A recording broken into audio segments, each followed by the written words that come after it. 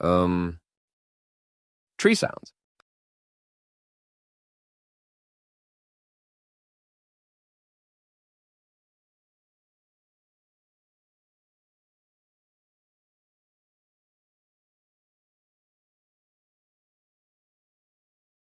I am a walking and talking tree, so what? Major, please stick with the script. Oh, yeah.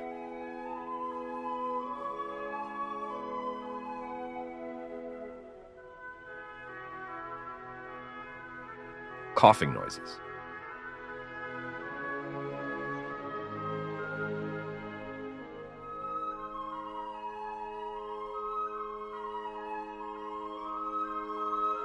Wow, I feel so energized. Do you know why? Yes, I'm a tree fool. Oh, but I'm not talking to you, fool. Now let's show them.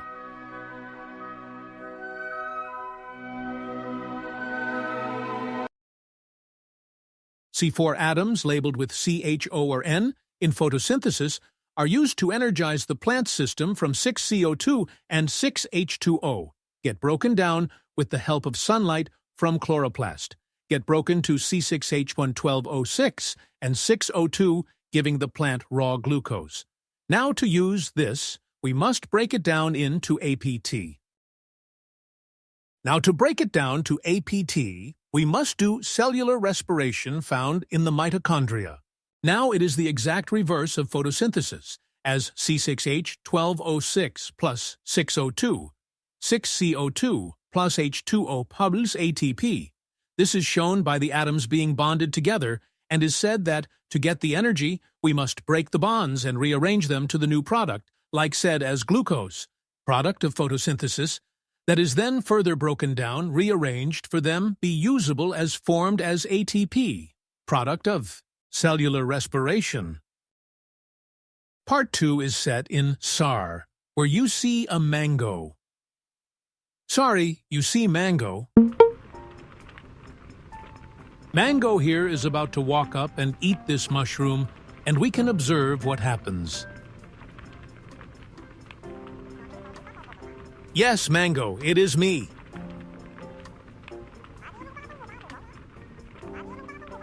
Mango here is about to walk up and eat this mushroom, and we can observe what happens.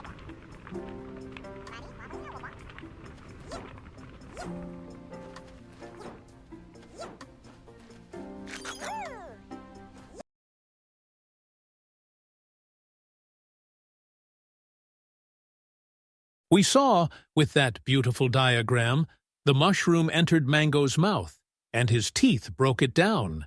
Something that you didn't see in a molecular spectrum is what makes up that mushroom. Unbeknownst, it is what we've seen previously, such as carbon, oxygen, water, and the things we have been looking at previously. And that is one way our bodies get these things, are from consuming things depending on if you make your own food, which then you most likely photosynthesize, or else you will eat another organism to then break down the molecules into simple sugars using enzymes and be able to get the APT energy product of cellular respiration, and so you can do cellular respiration. By the way, for some reason, the text-to-speech stopped working properly, so I had to swap to a different program. Sorry. Part 3. We're still inside Mango's body. We see Mango's esophagus and other digestive organs to help digest the mushroom and extract the different atoms and compounds to break down into simple sugars. These simple sugars are then used to produce glucose, which is then used in cellular respiration to keep homeostasis. As we see the mushroom move from the esophagus over through the stomach. The stomach will then break up the mushroom into a smaller and more easily movable paste, taking out nutrients and diffusing into the body, and then we see the gallbladder, pancreas, and other organs helping by secreting a paste or enzymes to help remove moisture, break down glucose and other amino acids or proteins into something your body can actually properly use for cellular respiration. We see it go through the small intestine, where most of the enzymes live and break down things. It also removes moisture. And then finally, it goes through the large intestine, which removes moisture and vitamins. Now, where does the carbon, oxygen, and the stuff we've been looking at go?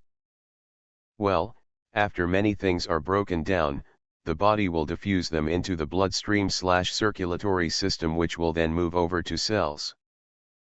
But we will get to that later in greater detail. Part 4 and 5 is in the circulatory system of mango. We can observe that mango's body is filled with nerves and blood vessels which carry signals and blood, but that's not all it just carries in the blood vessels/bloodstreams. It acts as a highway for nutrients, waste, necessities are given or taken from different parts of the body, filtered and replenished. But most importantly, we need to talk about diffusion and how things get around.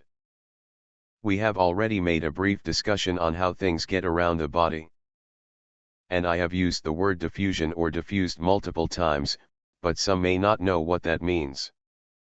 So, I will explain it now. Diffusion is when a gas, liquid, or atom that the cell needs or is small enough, such as carbon, oxygen, nitrogen, or water, passes the lining of the cell or the cell membrane without using any energy. Diffusion can also be defined as a high concentration going to a low concentration, equaling it out as best it can. Now, going back on how things get around, like we've talked before, it uses the circulatory system and uses the blood vessels as a highway, like I previously stated. These connect or are close to cells, where oxygen, water, nutrients, sugar/glucose are moved into the cell by diffusing through the lining of the vessel, going into the cell by also diffusing. The cell takes what it needs and gets rid of the waste products that it creates, like carbon dioxide and other waste products from metabolic processes, such as aerobic respiration. Now on to more of part 5. It's talking about circulation and what organs are part of the circulatory system. Some very obvious and important ones are the heart, your kidney, capillaries, blood vessels. Capillaries are very important because of the fact that they are the bridge of rich and old blood. The kidney acts as a filter for your body, even though it is not mainly part of a circulatory system. It's still important as it filters out the waste products from metabolic processes. Your heart is important because it pumps and keeps your blood moving. Your blood vessels are important because they hold and transport things such as blood and other body fluids. The last and final topic is talking about formations of proteins. This will not be seen in mango or the tree. This will just be straight up yapping. So get ready to put your head down and take a nap. The formation of proteins happens from a bunch of different elements in series connected by bonds that are broken and rearranged to change the product. These molecules are found as hydrogen, oxygen, nitrogen, and carbon. These proteins can then become hormones, sugars, a mixture of a lot of different things, just from a different amount, a different arrangement, a different sort of atoms. It can change so much. The bonds being broken and rearranged are just like how photosynthesis and cellular respiration worked. It took an input, broke bonds, rearranged but never got rid, never added. Didn't divide, didn't multiply. The amount of bonds, the amount of the elements. So if there were 2 carbon, the end result would have 2 carbon. Or equal to 2 carbon. Just like how getting ATP energy required you to break high energy bonds in glucose, you break these bonds to get energy, could be a result. Rearranging them to make hormones such as testosterone and proteins usually follow a word similarity. Like how hormones usually end in -rone.